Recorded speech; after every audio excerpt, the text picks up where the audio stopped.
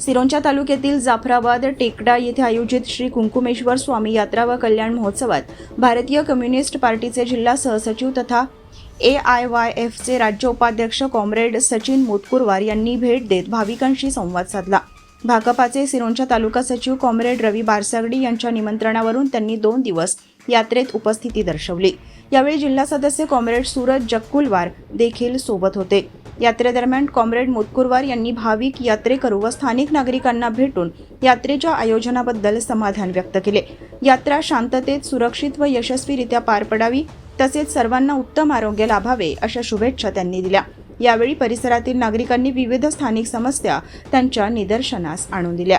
नागरिकांच्या समस्या ऐकून घेत कॉम्रेड मोतकुरवार यांनी यात्रास्थळाच्या विकासासाठी शासनाकडे kitchen shed, solar light, solar पाणी पंप आणि स्वच्छतागृह उभारणीची मागणी करणार असल्याचे सांगितले।